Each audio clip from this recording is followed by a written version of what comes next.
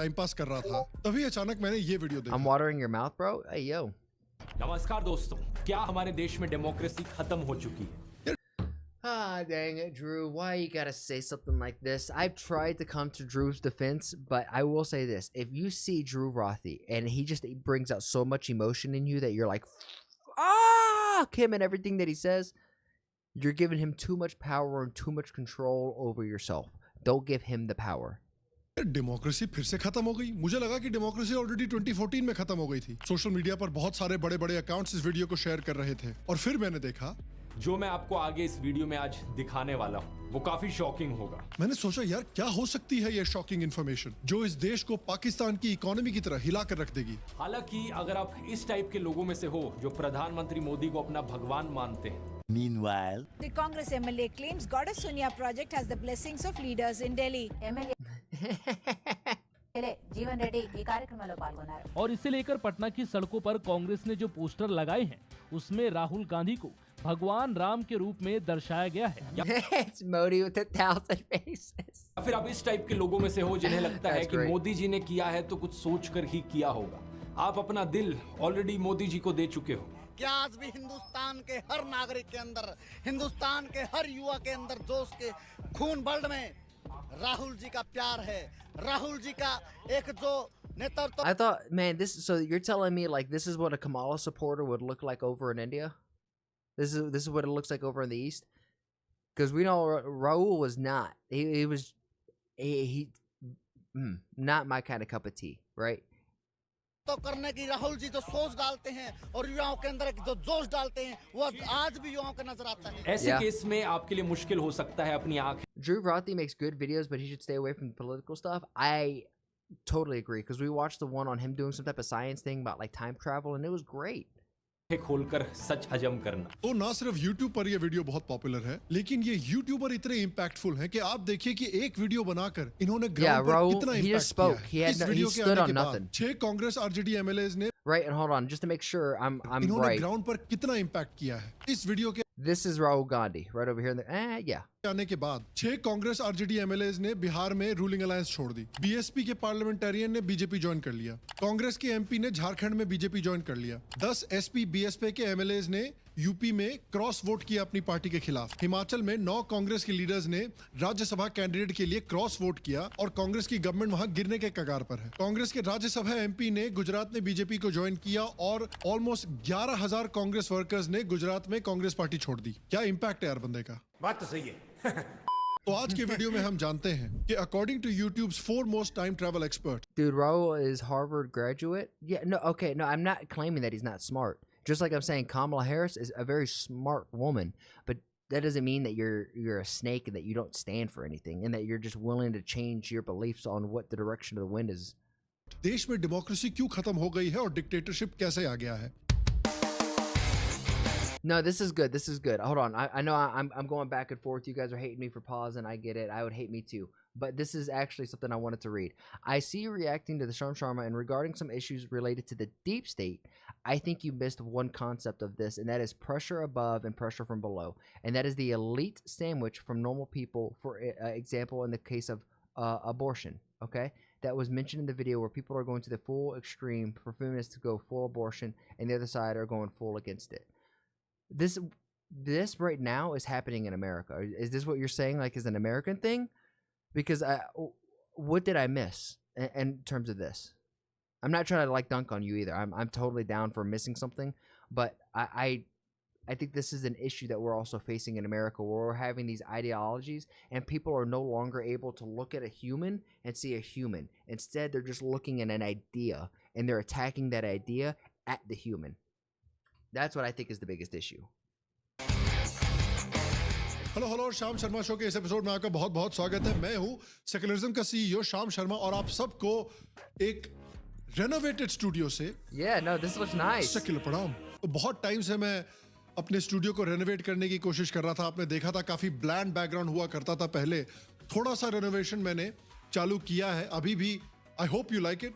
अभी भी it's a work in progress. थोड़ा और काम बचा है तो धीरे धीरे over the next few weeks आप देखिए छोटे मोटे इंप्रूवमेंट्स करते रहेंगे। बट अभी जितना आपने देखा है वो आपको कैसा लगा नीचे कमेंट सेक्शन में मुझे I like his axe in the background. जरूर बताइएगा। तो YouTube के जो दुग्गल साहब हैं, उन्होंने इस डेमोक्रेसी वाली वीडियो को अपना सबसे इंपॉर्टेंट वीडियो कहा। अगर आप सही मायनों में देश की परवाह करते हो तो आज का ये वीडियो बहुत बहुत जरूरी है। अब देखिए इन्हें दुग्गल साहब क्यों कहा जाता है, क्योंकि देखिए जिस तरह मुझसे शादी करोगी फिल्म में दुग्गल साहब एक दिन अंधे थे, एक दिन काणे थे, एक दिन बहरे हुए करते थे, उसी तरह से YouTube के दुग्गल साहब One day he's blind, one day he's deaf, the next day he's just stupid. एक दिन डेमोक्रेसी के एक्सपर्ट हैं, एक दिन पोल्यूशन के एक्सपर्ट हैं, एक दिन टाइम ट्रैवल के एक्सपर्ट हैं, एक दिन मूवी रिव्यूअर हैं और एक दिन फ्लाइंग कार्स के एक्सपर्ट हैं। लेकिन Yikes.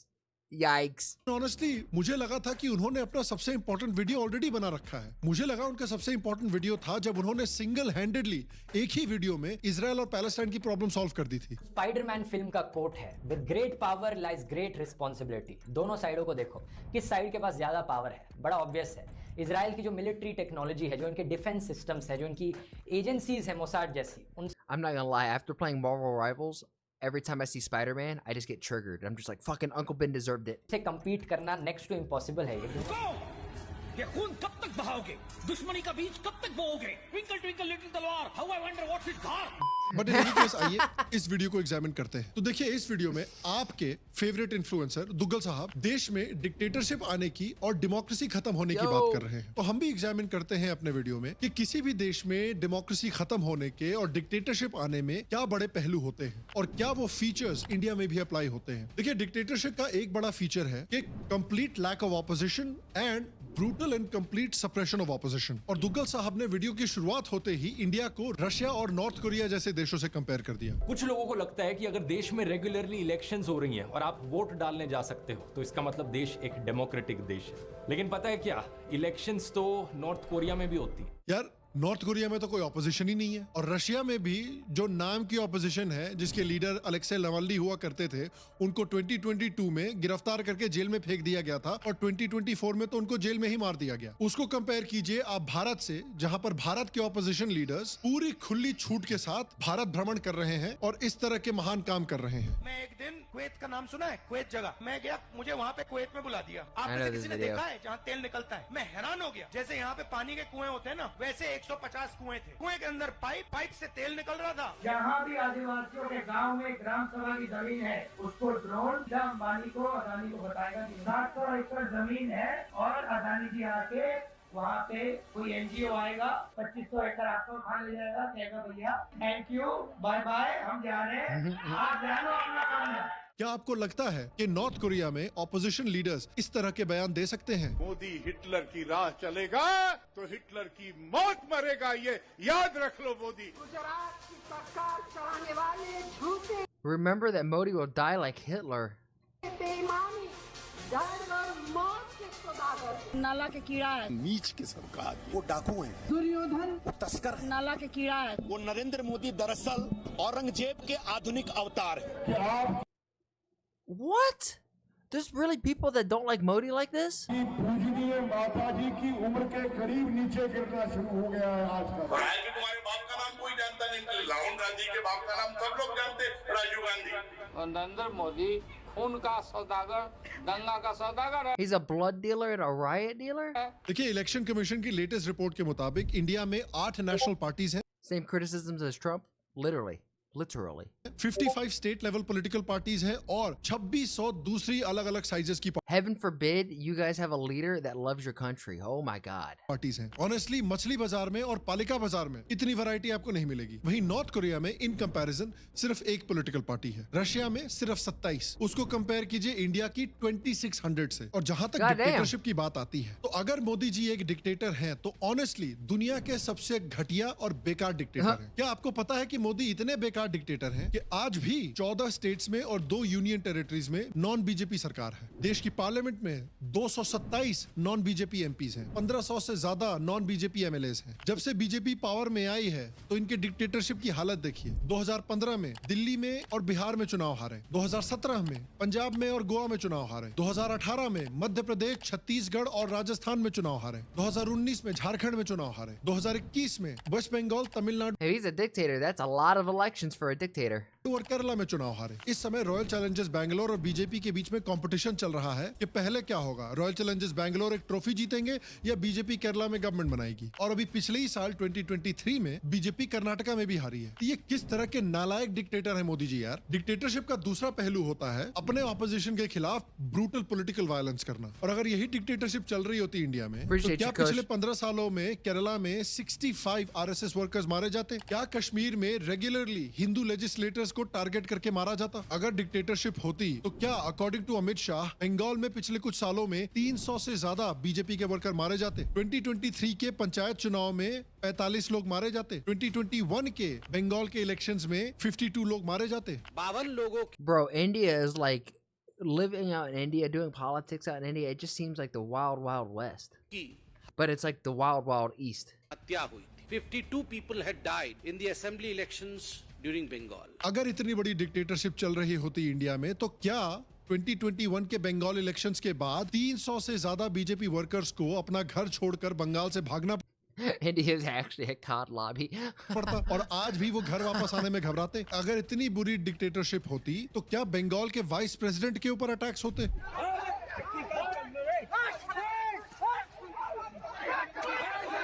मुझे कसम से समझ में नहीं आ रहा कि ज्यादा बकवास क्या है, मोदी जी की डिक्टेटरशिप या ब्रह्मास्त्र के डायलॉग। लाइट उस रोशनी का नाम है जो हम सबके अंधेरों से बड़ी है।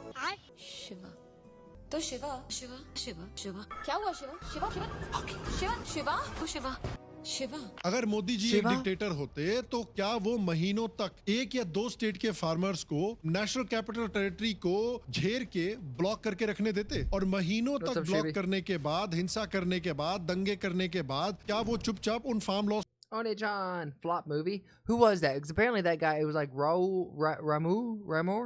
को वापस Revenir?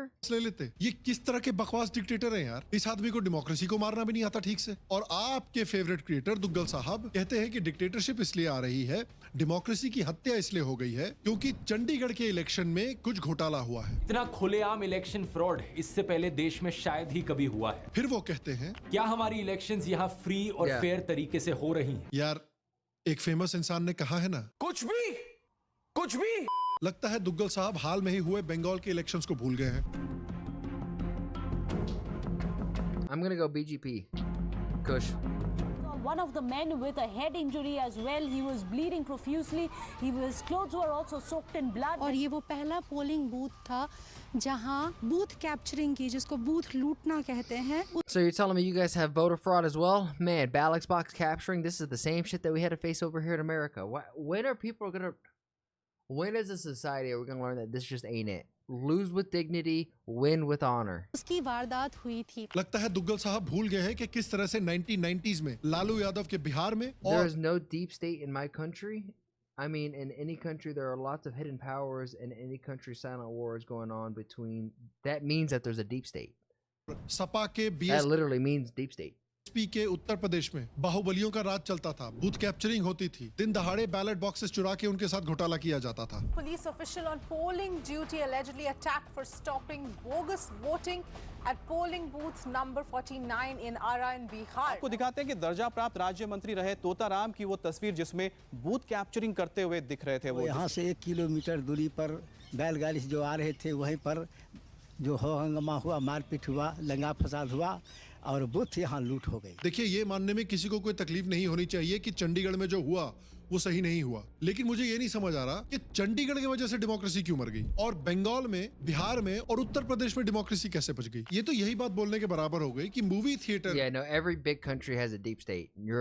I'm sorry to say, but you're a fool if you don't think so. If you don't think Modi has people in office who don't actually like him and are actively working to try to undermine his power, that could be said with Putin, that could be said with Trump, that could be said with Javier. Like all of these big countries, they all have a deep state. They all have a certain group of people who are corrupt. में डरावनी movie देखना Some more than जिससे others. 1-2 लोग history में मर चुके हैं, वो पाकिस्तान स्पॉन्सर टेररिज्म से ज्यादा डेंजरस है। ये क्या बात करता है यार? और दुग्गल साहब डेमोक्रेसी की मौत की बात कर रहे हैं, लेकिन जहां तक हमें खबर आई है कि चंडीगढ़ में जो हुआ उसके बाद सुप्रीम कोर्ट ने स्टेप इन किया और उस इलेक्शन को क्वॉश भी कर दिया। मतलब इंडिया की डेमोक्रेसी के जो अलग अलग ब्रांचेस हैं जो सेफगार्ड्स बनाए गए हैं किसी भी एक ब्रांच को दूसरी ब्रांच से ज्यादा पावरफुल बनाने के लिए, वो सेफगार्ड्स काम कर रहे हैं। तो जब सुप्रीम कोर्ट अपना काम फ्रीली कर पा रही है तो डिक्टेटरशिप कैसे आ गई? दुग्गल साहब ने एक दो एग्जांपल्स भी दिए कि बीजेपी के वर्कर्स ने ईवीएम को चोरी करने की कोशिश की है और ये आरोप लगाने की कोशिश की है कि ईवीएम को हैक करने की कोशिश की जा रही है। Bro, violence is open here, so it's an open state. What about on the table? Oh, right here. You put that one in the fridge too. Can you get me a drink, please? You have legs. Hey, yo. 3 अनजान लोगों ने Pune gave me में bending over Saswad like tehsil that? के office से electronic voting machine की control unit चुरा ली। क्या मजाक चल रहा है यहाँ पर? क्या हमारी इलेक्शंस यहाँ फ्री और फेयर तरीके से हो रही हैं? अब इस केस की तो कहानी बहुत इंटरेस्टिंग है। पुणे पुलिस ने जिन्होंने आरोपियों को गिरफ्तार किया है, उन्होंने कहा है कि जिन लोगों ने चोरी की है उनका बीजेपी से कोई लेना देना नहीं है। जो चोर हैं वो इस गलत फहमी में थे कि ईवीएम वाले ब्रीफकेस में कुछ कीमती सामान था, ईवीएम की मशीन नहीं थी। फिर ये शायद इंडिकेशन देने की कोशिश कर रहे हैं कि बीजेपी जो है वो ईवीएम मशीन्स को हैक करने की कोशिश कर रही है। ईवीएम से छेड़छाड़ कैसे हो सकती है, ये बता रहे हैं अरविंद केजरीवाल के विधायक सौरभ भारद्वाज। विधायक जो डेमो लाइव दे रहे हैं ईवीएम का, वो ईवीएम क्या चुनाव आयोग से ली गई है? क्या चुनाव आयोग ऐसे इजाजत देता है? ईवीएम बाहर नहीं आ सकता है जी, अगर आ गया तो चोरी करके लाना पड़ता है जी। इन्हें चोरी किया है क्या आम आदमी पार्टी? अब देखिए, इसके रिस्पांस में भी इलेक्शन कमीशन ने सारी ऑपोजिशन पार्टीज को ओपन चैलेंज दिया था कि आप आइए और प्रूव करके दिखा दीजिए कि ईवीएम हैक हो सकता है कि नहीं। किसी भी पॉलिटिकल पार्टी ने इस चैलेंज को एक्सेप्ट नहीं किया। इसके बाद भाई साहब बोलते हैं कि डेमोक्रेसी इसलिए मर गई है क्योंकि मोदी जी पुलवामा के शहीदों के नाम पर वोट मांग रहे थे। प्रधानमंत्री मोदी ने 2019 की इलेक्शन से पहले बड़ी ही बेशर्मी से वोट्स मांगे मार्टियर्स के नाम पर, एयर स्ट्राइक्स के नाम पर। मुझे ये नहीं समझ आ रहा कि पुलवामा के I could see why people get frustrated for Drew for like acting on bad faith in some of this. शहीदों के नाम पर वोट मांगना चाहे एथिकल हो या अनएथिकल हो, इससे डेमोक्रेसी मर कैसे गई? क्या रिलेशन है? ये तो वही बात हो गई कि कोई बोले कि भाई मेरे दादाजी का निधन हो गया क्योंकि मैंने 2 दिन तक चड्डी नहीं चेंज की। क्या रिलेशन है दोनों चीजों में? कोई सेंस है इस बात की? और जहां तक आर्मी का इस्तेमाल करने की बात है पॉलिटिकल रीजंस के लिए, तो दूसरी पार्टीज भी ऐसा कर चुकी हैं। तो आप सबसे मेरी यही प्रार्थना है कि इस समय हम और आप चाहे वर्दी न पहने, चाहे हमारे हाथ में बंदूक नहीं हो, लेकिन हम कोई कम सिपाही नहीं है उनसे जो सीमा पर लड़ रहे हैं। उसी भावना से हम भी अपना काम करें, तब हम असल में अपने जवानों को वो सहायता दे सकेंगे जिसकी आवश्यकता उनको और हमारे देश को है। और दूसरी पार्टीज के पूर्व प्रधानमंत्री भी हैं जो आर्म फोर्सेस का इस्तेमाल कर चुके हैं इलेक्शंस के लिए। क्या वो आतंकवाद से डरते हैं? क्या वो आतंकवादियों की धमकी से डरते हैं कि वो बोल भी नहीं सकते हैं आतंकवाद के खिलाफ? और जो लोग आतंकवाद के खिलाफ बोलने को तैयार नहीं है, वो आतंकवाद का मुकाबला कैसे कर सकते हैं? आज हम भारत के 83 करोड़ लोगों के सामने आए हैं आपसे ताकत मांगने के लिए, आपसे शक्ति मांगने के लिए। तो मैं ये समझना चाहता हूँ कि क्या इंदिरा गांधी ने डेमोक्रेसी को मार दिया था, फिर डेमोक्रेसी जिंदा हो गई, फिर राजीव गांधी ने मार दिया, फिर डेमोक्रेसी जिंदा हो गई और अब फिर मोदी जी ने मार दिया? सारा डेमोक्रेसी है कि टर्मिनेटर है बे, मर ही नहीं रही है। सही पकड़े हैं। और मोदी जी ने बीजेपी के लिए वोट नहीं मांगा था शहीदों के नाम पर। मोदी जी ने सिर्फ इलेक्शन में यूथ को वोट डालने के लिए कहा था। मैं मेरे फर्स्ट टाइम वोटर से कहना चाहता हूं कि आपका पहला वोट पुलवामा में जो वीर शहीद हुए, उन वीर शहीदों के नाम आपका वोट समर्पित हो सकता है क्या? डिक्टेटरशिप का अगला एग्जाम्पल दुग्गल साहब देते हैं कि भाई बीजेपी की जो गवर्नमेंट है वो इलेक्शन कमिश्नर अशोक लवासा के खिलाफ सर्वेलेंस कर रही है। बाद में पता चला कि इन इलेक्शन कमिश्नर का नाम था अशोक लवासा। इनकी पत्नी, बेटे, बेटी, बहन सभी को सरकारी एजेंसियों के नोटिस आ गए। सिटीजन कमीशन ऑन इलेक्शंस ने अपनी रिपोर्ट में बताया कि अशोक लवासा को धीरे से इलेक्शन कमीशन से Anytime you come in here, it's just the Sharm Sharma, or you can tell who I like. बाहर कर दिया। जरा सोचिए, ये एक इलेक्शन कमिश्नर के बारे में बात हो रही है, ये एक डेमोक्रेसी है या डिक्टेटरशिप? तो मैं फिर से कहना चाहता हूँ कि अगर इससे डेमोक्रेसी मर रही है तो 2010 में यूपीए गवर्नमेंट ने आंध्र प्रदेश चीफ मिनिस्टर चंद्रबाबू नायडू का फोन टैप किया था। 2013 में यूपीए गवर्नमेंट ने सीबीआई डायरेक्टर रंजीत सिंह के पीछे पूरी इन्वेस्टिगेटिव टीम लगा दी थी। 2014 में यूपीए गवर्नमेंट ने झूठे केस में लेफ्टिनेंट जनरल तजिंदर सिंह के ऊपर सीबीआई को छोड़ दिया था। भारत के एक्स जनरल वीके सिंह ने भी कहा था कि यूपीए गवर्नमेंट उनको परेशान कर रही थी सिर्फ इसलिए क्योंकि वो एक फोटो में मोदी जी के साथ देखे गए थे। तो मैं समझना चाहता हूं कि इन सारे एग्जांपल्स में डेमोक्रेसी कैसे बच गई? क्या डेमोक्रेसी इन सारे एग्जांपल्स में नियो की तरह बुलेट्स को डॉज कर रही थी और फाइनली मोदी जी की गोली लग गई डेमोक्रेसी को?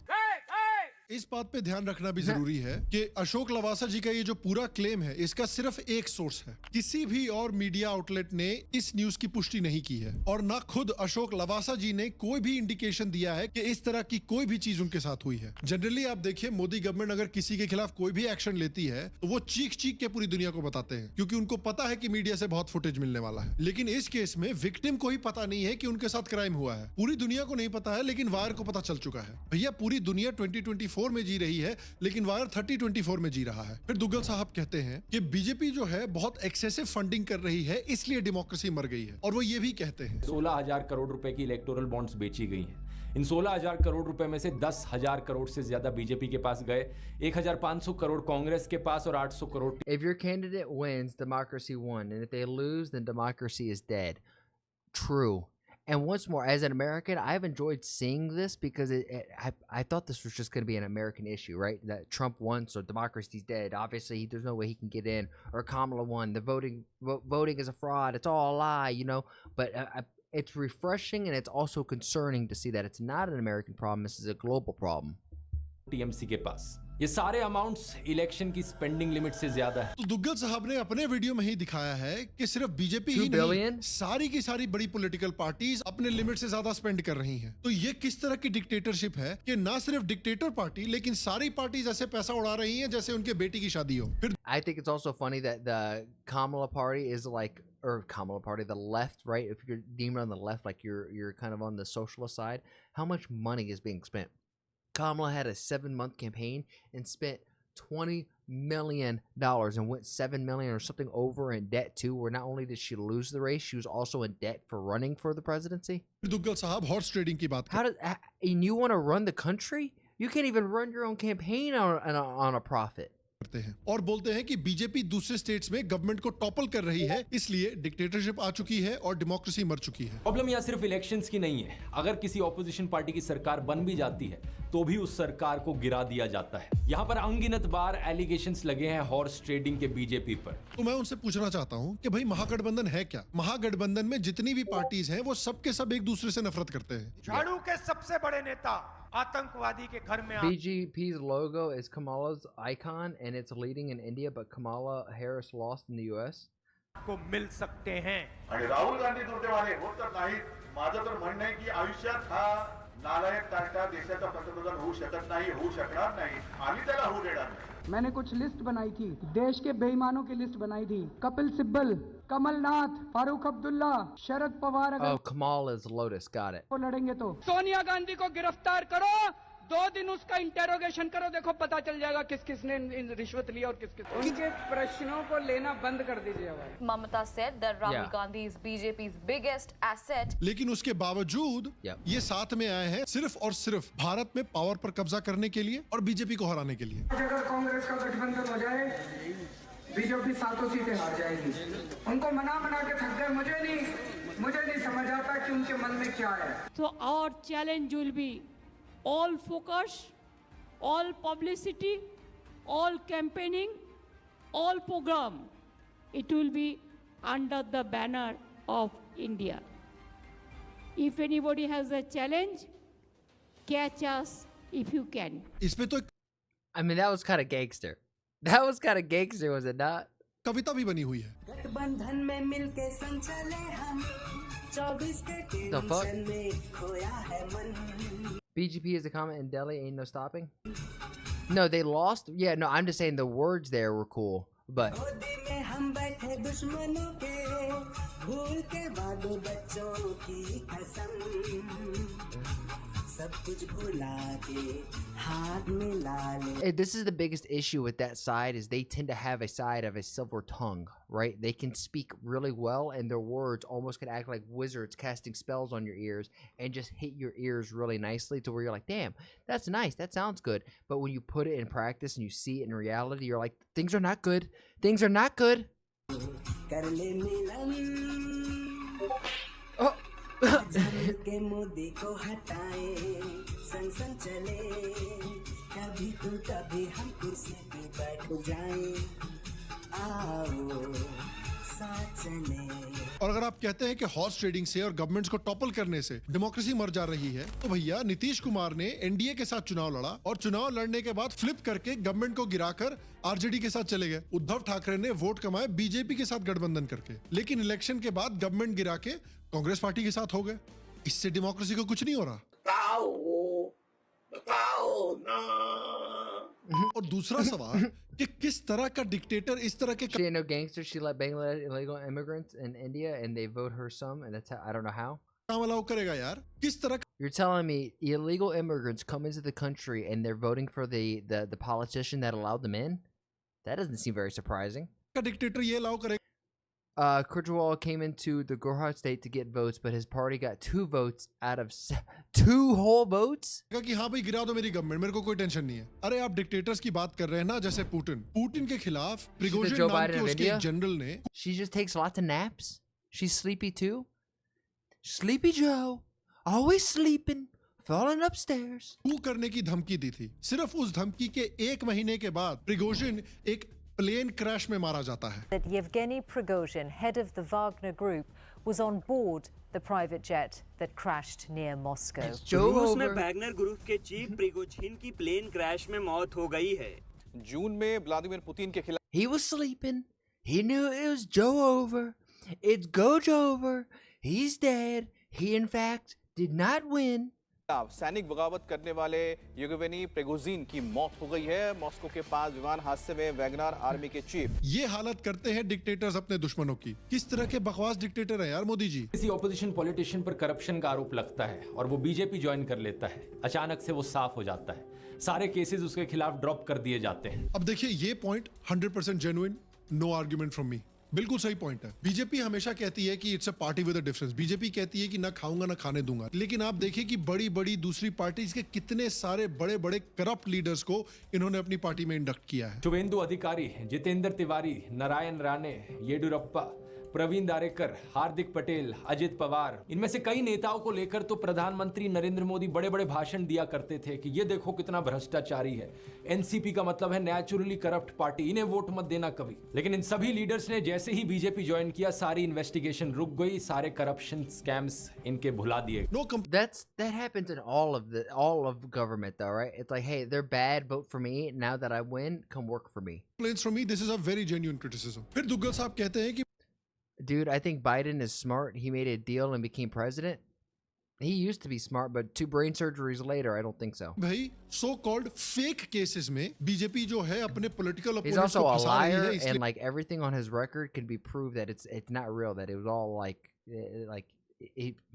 he's like worse than Tampon Tim when it comes to like the truth of his record and what he's done in the past. Democracy मर गई. अब कन्विक्शन के बाद किसी को सजा काटने के लिए जेल में डाला जाए वो अलग बात है, लेकिन Yo, यहाँ what's पर up, Arma? कॉन्विक्ट प्रूफ करने से पहले ही ऑपोजिशन पॉलिटिशियंस को जेल भेजा जा रहा है. फिर से मैं रिइटरेट करना चाहता हूं कि 2010 में एक फेक एनकाउंटर केस में सीबीआई ने अमित शाह को अरेस्ट किया था और वो 3 महीने जेल के चक्कर भी काटने पड़े थे. उस समय कांग्रेस की सेंट्रल गवर्नमेंट थी. हमारे खिलाफ कोई भ्रष्टाचार का केस कांग्रेस ने नहीं किया था. एक एनकाउंटर हुआ था, उसमें मैं राज्य का गृह मंत्री था, मुझ पर केस कर दिया. अरेस्ट की. अरेस्ट में सीबीआई के रिकॉर्ड पर आज भी टैप किया हुआ पड़ा होगा. 90% सवालों में यही था कि काहे को परेशान हो रहे हो, मोदी का नाम दे दो, आपको छोड़ देंगे. 2019 में जब टीएमसी गवर्नमेंट ने Sharda chit fund scam. That's bad. That's not like Modi is not perfect. If he's getting a notoriety of just pardoning everybody, That's not the best. के मामले में कमिश्नर राजीव कुमार से सीबीआई को पूछताछ करने तक का परमिशन नहीं दिया। तब डेमोक्रेसी नहीं मरी बाय द वे। 2021 में भी जब कांग्रेस की गवर्नमेंट थी राजस्थान में, तब कांग्रेस गवर्नमेंट के ऊपर This is the big Don of India, this guy? आरोप लगे थे कि उन्होंने एंटी करप्शन ब्यूरो का मिसयूज करके बीजेपी एमएलए और वर्कर्स को झूठे केस में फंसाया। तब भी डेमोक्रेसी को कुछ नहीं हुआ। तो भैया उनका डिक्टेटरशिप क्यों नहीं है? मोदी जी का डिक्टेटरशिप का ओमिक्रॉन वेरिएंट है क्या, कि ज्यादा डेडली है? और जहां तक मनीष सिसोदिया की ये बात कर रहे हैं, उनकी बात आती है तो उनके ऊपर काफी सारे बड़े चार्जेस लगे हैं। दिल्ली एक्साइज पॉलिसी में करप्शन का आरोप है। This is the biggest issue, is especially when you listen to like Joe Biden from a while ago, from like 2016, when he could have been competing for Trump, and you listen to the words, or even better yet, look at Obama. Obama was probably the most modern day politically person. Like when we think of like what does a perfect politician look like, they sound like, you're probably going to think of somebody of Obama. Young, charismatic, speaks super well, can make you laugh, right? So the words that he said, really nice to your ears. It sounded really nice. But then you look at the track record of what they do, and it is probably I think the only person worse is like what Joe Biden did this past year. But up until this past year, Obama might literally have been the worst president of all time. The best speaker of all time. I still like how he speaks. Even when I listen to Obama speak, I catch myself being like, oh yeah, I kind of like this guy. But just because someone speaks good and sounds good doesn't mean, in fact, that they are good. Watch their actions, not their words. CBI ने accused किया है कि उन्होंने policy में कई rules को arbitrarily change किया है। लालू यादव जैसे लोगों को टारगेट करने की बात की जा रही है, और लालू यादव का ट्रैक रिकॉर्ड तो भैया दुनिया जानती है। चारा घोटाले में उन्होंने इतने पैसे का घोटाला किया था कि अरब शेख भी उतने पैसे देख के शर्मा जाए। और सीबीआई कस्टडी में लोगों को नहीं डालती है। सीबीआई कोर्ट में अपने पॉइंट्स रखती है और कोर्ट डिसाइड करती है कि कस्टडी होनी चाहिए या नहीं होनी चाहिए। सुप्रीम कोर्ट ने खुद कहा है मनीष सिसोदिया के केस में कि उनके खिलाफ काफी सॉलिड एविडेंस है, जिसके कारण उनको कस्टडी में लेना चाहिए। तो चंडीगढ़ के इलेक्शन के मामले में कोर्ट्स काम कर रही है, और मनीष सिसोदिया के मामले में कोर्ट मर चुकी है। डिसाइड कर लीजिए भैया, कोर्ट इंडिपेंडेंट है कि नहीं है। इसी तरह Obama like Obama like Joe Mama, now it's Joe Biden. Coincidence? I think not. Duggal sahab ने जीएनसीटी बिल की बात की है और एग्जाम्पल दिया है कि कैसे बीजेपी की जो गवर्नमेंट है वो दूसरे स्टेट गवर्नमेंट्स को काम नहीं करने दे रही। सारी अलग अलग स्टेट्स ने बार बार ये आरोप लगाया है मोदी सरकार के ऊपर कि गवर्नर्स का इस्तेमाल करके हमारे डे टू डे अफेयर्स में इंटरफेरेंस करी जा रही है, हमारे कामों पर रोक लगाई जा रही है। वेस्ट बंगाल की सरकार ने ऐसा कहा, बार बार वेस्ट बंगाल के गवर्नर पर यह ब्लेम गया। तमिलनाडु की सरकार ने ऐसा कहा, दिल्ली की सरकार ने ऐसा कहा, केरला की सरकार ने ऐसा कहा। ये बिल स्टेट गवर्नमेंट से कई सारे एग्जीक्यूटिव पावर्स लेकर एलजी को देता है। TTD, government of national capital territory of Delhi amendment act 2023, इसका इस्तेमाल करके मोदी सरकार ने कई सारी Barack Obama पावर जो दिल्ली सरकार के पास थी उन्हें ट्रांसफर कर दिया एलजी के पास। लेकिन हमें ये नहीं बताया जा रहा कि कैसे दिल्ली गवर्नमेंट अपने पावर्स को मिसयूज कर रही थी। किस तरह विजिलेंस के स्पेशल सेक्रेटरी YVVJ राजशेखर, जो कि दिल्ली सीएम का जो घर रेनोवेशन हुई है शीश महल की, और उनके ऊपर जो करप्शन केसेस लगे हैं उनकी जांच कर रहे थे। किस तरह से राजशेखर जी के ऑफिस में उनकी फाइल्स के साथ छेड़छाड़ की गई है। इस पूरे इंसिडेंट का सीसीटीवी फुटेज भी है, और इस इंसिडेंट के बाद YVVJ राजशेखर जी को सस्पेंड ही कर दिया जाता है, क्योंकि उस समय पर किसी भी ऑफिसर को पोस्ट ट्रांसफर और अपॉइंट करने की अथॉरिटी स्टेट के पास थी। ये बात हमें बताई नहीं गई कि किस तरह से अपने ऊपर जो करप्शन चार्जेस की इन्वेस्टिगेशन है उसमें अड़ंगा डाला जा रहा था स्टेट की पावर्स का इस्तेमाल करके आम आदमी पार्टी की गवर्नमेंट के द्वारा। तो भाई वहां पर डेमोक्रेसी नहीं मर रही थी है। आपका कुत्ता टॉमी है लेकिन दूसरे का कुत्ता कुत्ता है। और आप सोच रहे होंगे कि शाम यार तू बहुत ज्यादा वॉटअबाउटिज्म कर रहा है। देखिए उसका भी रीजन है, दो बड़े रीजन है। पहला रीजन ये है कि दुग्गल साहब ये क्लेम कर रहे हैं कि सिर्फ बीजेपी है जो डेमोक्रेसी को मार रही है, और मैं उनसे जानना चाहता हूं कि बाकी पॉलिटिकल पार्टीज जो उससे भी ज्यादा बुरे काम कर रहे हैं कुछ इंस्टेंसेस में, उन कामों से डेमोक्रेसी क्यों नहीं मर रही। और दूसरा रीजन है ये, क्या हमारी इलेक्शंस फ्री और फेयर तरीके से हो रही हैं? यहाँ मीडिया का भी एक बड़ा इंपॉर्टेंट रोल आता है। फेयर इलेक्शंस का मतलब है कि रूलिंग पार्टी के पॉलिटिशियंस और ऑपोजिशन के पॉलिटिशियंस दोनों को अपनी बात रखने का मौका दिया जाएगा, दोनों को मोर और लेस इक्वल कवरेज मिलेगी मीडिया पर। लेकिन हमारे मीडिया में क्या देखने को मिल रहा है? दिन रात 2400 घंटे सिर्फ सरकार की तारीफ करी जाती है, रूलिंग पार्टी की तारीफ करी जाती है, उन्हीं की ही चीजें सुनाई जाती हैं। देश की हर माँ ये चाहती है कि उसका बेटा प्रधानमंत्री मोदी जैसा बने और हर बेटा भी खुद को नरेंद्र मोदी से जोड़कर देखना चाहता है। मोदी जी के पास हर चीज का सॉल्यूशन है। पीएम मोदी जैसा कोई नहीं। मोदी ने न्यू इंडिया बनाया है। PM No, why is this deemed as a bad thing? I'm completely confused. Number 1 Duggal साहब I'm confused. कहते हैं मीडिया को बीजेपी और दूसरी पॉलिटिकल पार्टीज के बीच में बिल्कुल 50-50 डिवाइड करना चाहिए अटेंशन, कि बीजेपी को उतना ही भाव मिले जितना दूसरी पॉलिटिकल पार्टीज को मिल रहा है। लेकिन पंगा ये है कि ये भाई साहब खुद ही अपने ही चैनल पे जब भी पॉलिटिकल वीडियोस बनाते हैं तो 90% भाव बीजेपी को ही देते हैं। ये देखिए, video after video after video after video after video अपनी मम्मी पापा से ज्यादा तो भाई साहब मोदी जी का नाम लेते हैं। तो अगर ये कहते हैं कि अनबायस्ड मीडिया को 50-50 बराबर का फोकस करना चाहिए, तो इन्होंने अपना 90% फोकस मोदी पर क्यों लगा रखा है? ये कहते हैं कि गोदी मीडिया जो है वो ढंग के सवाल नहीं पूछता, गोदी मीडिया जो है वो मोदी के पॉकेट में है। तो फिर ये कौन सा मीडिया है? थ्योरेटिकल है, कॉर्पोरेट वाले जो बोल रहे थे ना, अच्छा काफी थ्योरेटिकल, इसलिए उसमें मैं नहीं जुड़ा। अच्छा, और ये जो हाशिए पर जो 80% समाज है, इसमें बोलेंगे, इसमें अब आ जाइए ना। क्या ममता बनर्जी से आपने चुनाव के बाद बंगाल में जो राजनीति? Yeah, definitely all media is biased 100%. Like that's why I think what most people are going to YouTube now and just listening to real people speak on a certain topic, and then maybe listen to a few different viewpoints on that, and if there's consistent themes in those different viewpoints from a whole different areas, that then you're probably going to find some truth to that. हिंसा हो रही है और जिस तरह से Bharatiya Janata party को खास तौर पर और दूसरे विपक्षी दलों को टीएमसी के कार्यकर्ताओं के द्वारा प्रकट और प्रच्छन्न रूप से टारगेट किया जा रहा है, उसके बारे में भी Modi isn't a saint, but our opposition is even more important. Yeah, nobody at the end of the day, Modi's a human, right? I may even be like super pro Modi, but that doesn't mean that everything that comes out of his mouth I'm just going to blindly follow. The same thing with Donald Trump. I'm a huge Trump fan, but that doesn't mean that everything that comes out of his mouth I'm just going to blindly support. इस बातचीत हुई, कोई सवाल जवाब हुआ? मैं चाय पे गया था, चाय पे चर्चा हुई। मैं आपको आश्वासन देता हूँ, अगर इंटरव्यू होता तो डायरेक्ट सवाल जवाब होता, लेकिन ये जीत कर आई है तो बधाई देने तो जाना पड़ता है ना, पूछता तो रसगुल्ला नहीं मिलता।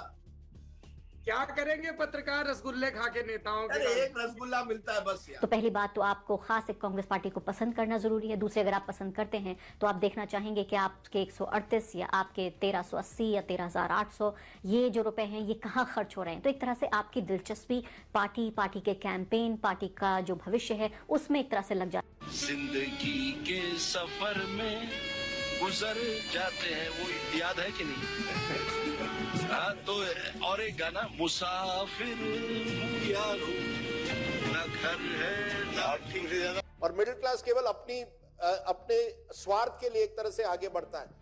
वो मिडिल क्लास सबसे ज्यादा सांप्रदायिक है इस देश में। गरीब सांप्रदायिक। It definitely feels like on the right there's a lot more open to discussion. On the left it's like if you disagree with me, you're oppressing me if you disagree with me.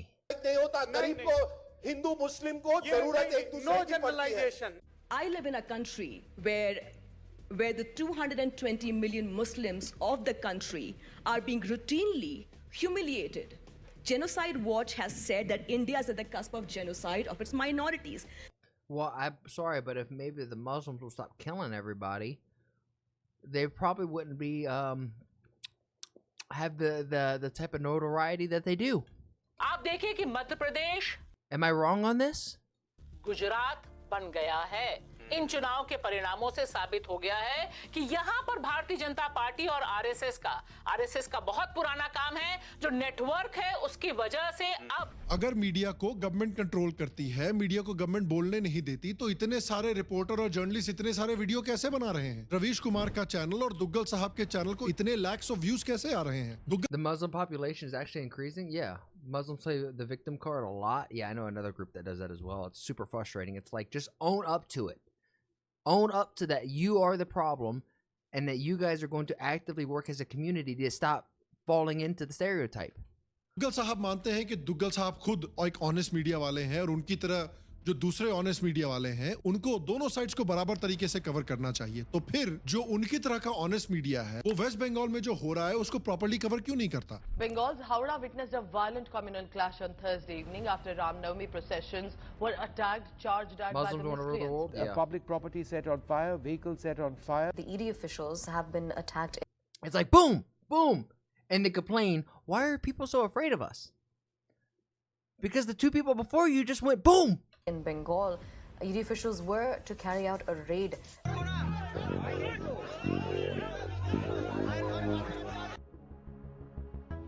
Politics is basically chess. My mind just brain out. No, literally, politics is just a game of chess. That's all it is. And people who are not in politics look at it and get emotional from some of the chess moves that are made. But sometimes you have to sacrifice a pawn to take out a bishop. जो RSS workers की killings होती हैं उसको cover क्यों नहीं करता? PFI जैसे organisations के एक्सट्रीमिस्ट ओपिनियंस को कवर क्यों नहीं करता?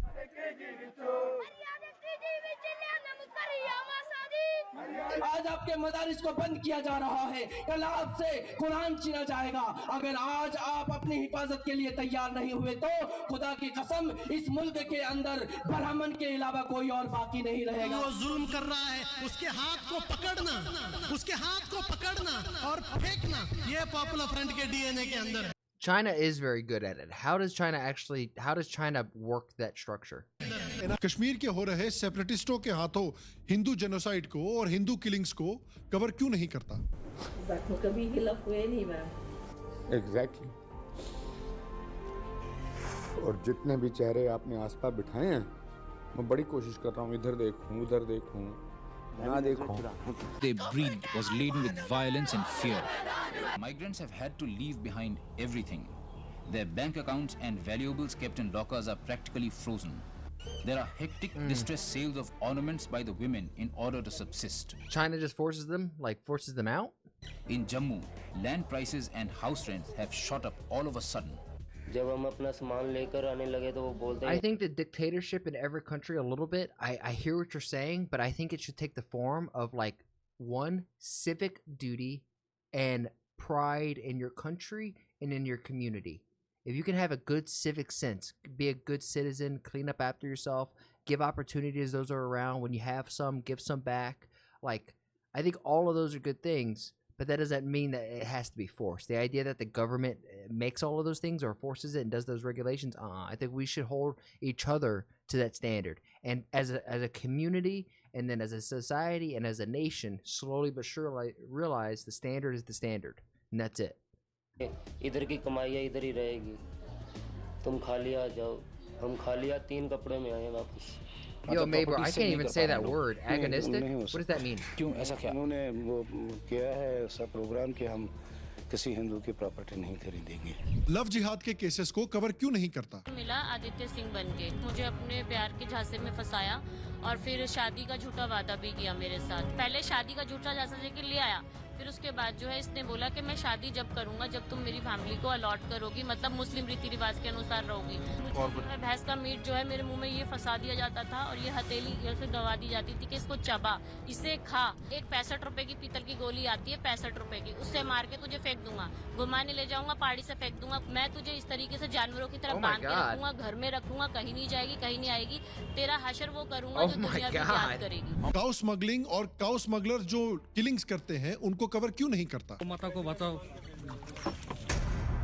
ये तस्कर केले के तने में छेद कर इन गायों के सिर को जबरदस्ती ठूंस देते हैं और उनके चारों पैरों को बांध देते हैं। इन सारी चीजों को so called right wing channels cover करते हैं। इन चीजों को भी बराबर का फुटेज ऑनेस्ट मीडिया चैनल से मिलना चाहिए कि नहीं मिलना चाहिए? जब इस तरह की चीजें देश में होती हैं तो दुग्गल साहब टाइम ट्रैवल पे वीडियो बनाने लगते हैं। तो अगर ये लोग unbiased that's the video that we reacted to that I'm like, hey, this is actually a good video from Dhruv. दिया है, फिर तो इंडियन सास बहू के सीरियल्स को बेस्ट स्टंट कोरियोग्राफी का ऑस्कर मिलना चाहिए। Oh, and there goes a slap. She goes in rolling. The curtain is strangling her.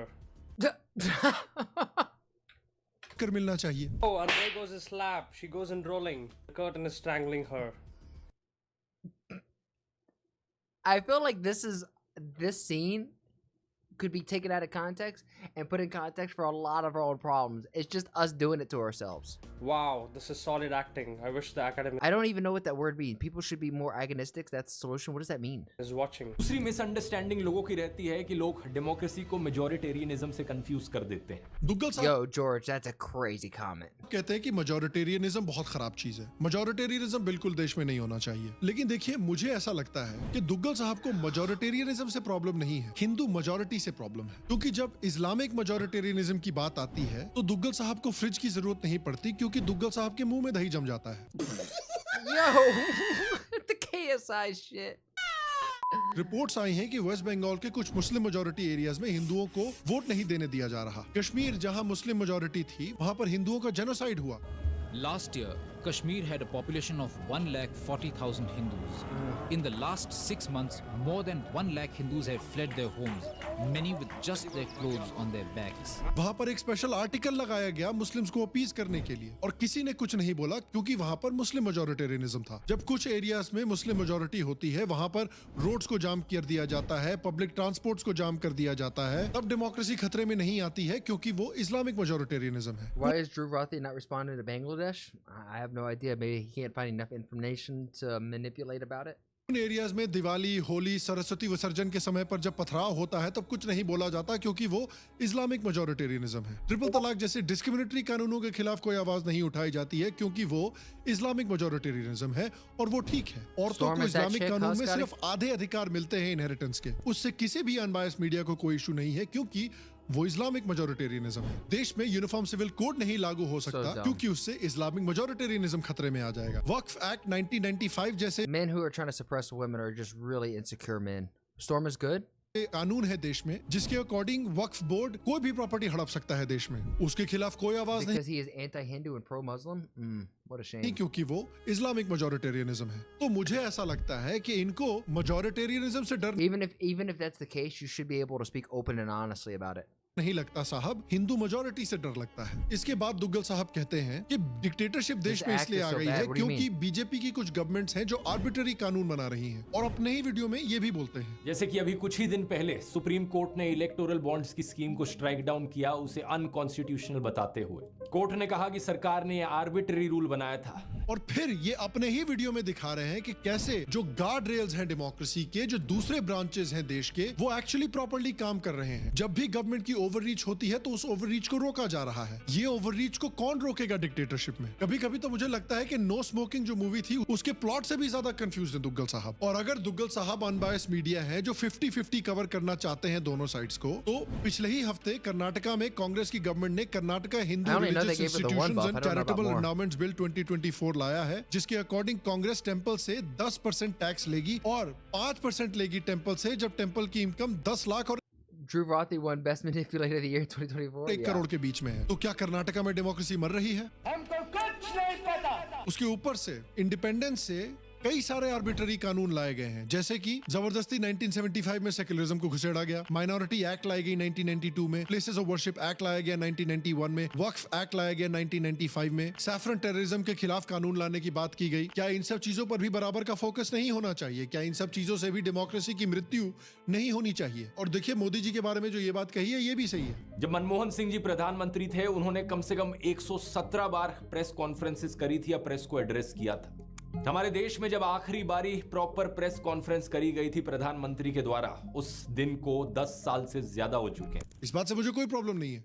Modi ji ने अपनी इमेज को काफी केयरफुली क्यूरेट किया है, इसलिए वो प्रेस कॉन्फ्रेंसेस भी नहीं करते, जो कि उनको करना चाहिए। और फिर दुग्गल साहब ये कहते हैं, हाल ही में यूपी में देखने को मिला जब उत्तर प्रदेश की सरकार ने एक बड़ा ही अजीबोगरीब अनडेमोक्रेटिक रूल बनाया। उन्होंने कहा कि कोचिंग सेंटर्स के लिए गाइडलाइंस हैं कि वो लड़कियों के लिए Under the WAQF board, Muslims can claim a certain piece of land and you can't do any objections for the matter regarding that it goes in the court and who judges it. So Muslims have no use. Oh my God. Classes रात के 8 बजे के बाद ना conduct करें।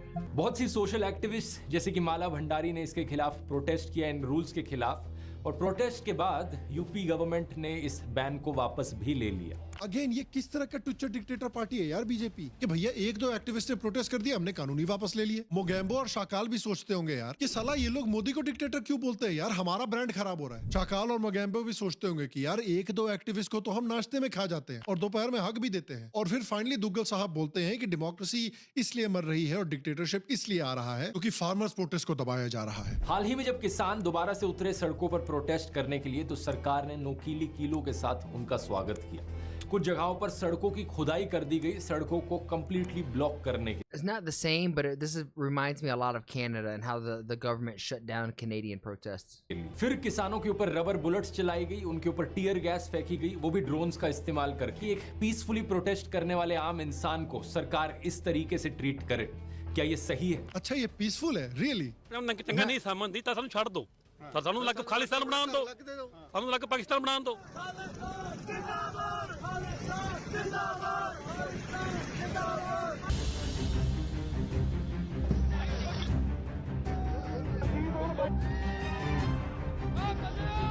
ये peaceful है तो फिर तो गब्बर सिंह भी सोशल सर्वेंट है भैया। देखिए वो एक्चुअली गांव को इसलिए लूटता है क्योंकि वो गांव में इकोनॉमिक इक्वालिटी लाना चाहता है, इसलिए सभी गांव वालों को बराबर तरीके से लूटता है। But no, you're saying that we can't blame the USA or the CIA for war on the world. They're just using the faults of the people in the country for war. The people should remove the fault by themselves. You're not wrong. अगर हमारे देश के द्वारा चुने गए managers RTI के सामने accountability में इंटरेस्टेड नहीं है, मीडिया के सामने अकाउंटेबिलिटी नहीं दे सकते, तो जनता के सामने तो उन्हें अकाउंटेबिलिटी देनी पड़ेगी। और हाँ, मैं बिल्कुल मानता हूँ कि गवर्नमेंट को अकाउंटेबिलिटी देनी चाहिए लोगों को, और लोगों ने बीजेपी को अकाउंटेबल बनाया भी है। इसीलिए तो 2019 में 2014 के बाद और भी बड़ा मैंडेट दिया है बीजेपी को लोगों ने। हर एक कास्ट से, हर एक जेंडर से बीजेपी को एक्स्ट्रा वोट्स मिले हैं। एंड आई होप इस वीडियो ने आपको शायद दिखाया हो कि दुग्गल साहब कहते हैं कि वो अपने आप को एक अनबायस्ड जर्नलिस्ट मानते हैं जो दोनों साइड्स पे 50-50 फोकस करते हैं, लेकिन सच्चाई में इनका 90% फोकस सिर्फ मोदी पर है। ये अपने ही उसूलों को छोटी गंगा बोलकर नाले में कुदवा रहे हैं। I think Dhruv, I think the issue with Dhruv is that he probably found something that worked for him, like a faucet of views, and if he said something bad about Modi or something a little bit controversial about Modi, that spigot would open up because so many people look at Modi and revere him, is probably something that's perfect, right? Probably people do look at Modi and just see him as a god, right? Because of his image that he has crafted. At the end of the day, he is a human, right? So whatever Modi says, I want you guys to be able to use your own brains and critically think, is this a good thing or is this a bad thing, right? And sometimes it's going to be a good thing. And then sometimes Modi's going to say something, you're like, you know what? I think you missed the nail on the head on this one. Church mafias have more land. Well, you guys and 90% don't know that. Churches are insane. Tell me how Hindus have ever crashed into a plane organized. They haven't. Probably gonna go solo queue because I don't think they want to play with you. Yikes! Why don't they want to play with you? You're great. The other dudes why wouldn't they want to play? I thought we were all vibing, Scotty. He's good, but never gonna be a blind follower. No, yeah, exactly. Like, oh, same thing with Trump. He's good. I like Trump, but just don't be a blind follower. If you're picking up what I'm putting down, then please like the video, subscribe, and if you really like it, then share it with some of your friends. My goal here is to spread a positive message while sprinkling my 2 cents on big topics like American, Indian, and world geopolitics, and even small stuff like Twitch drama and online debacles. And if you want to see it live, come join me over on Twitch. Twitch.tv/ActuallyElrod. That's where I'm going to do all my reactions, and after the reactions, that's where we get down a game. And if you're like, hey, I have a video that I want this dude to sprinkle his 2 cents on, then come over on my Discord and let me know and join the community there. And while we're at it, I have to say thank you to everybody who has made that Discord just so poppin'. I never thought I'd have a Discord that's so flowing. It's really cool to see. Shout out to you, Bobby, Omni, Demon, all of you who have been in there who are just super active. Logie, you're the man. Logie is the one who's like modding and helping run the server, so thank you, Logie. Lastly, I challenge you. I have a challenge for you. Make somebody laugh today. We all know there's enough hate and vitriol in the world. If energy is contagious like the flu, then let's spread and get everyone contagious with our positive energy, right? Not negative energy, because there's so much of that, and if we could just be a small little change in someone's day, then you never know. Maybe that's the thing that starts shifting this world to a happier, healthier, just better place. And with all of that said and done, thank you guys, and I'll see you on the next one.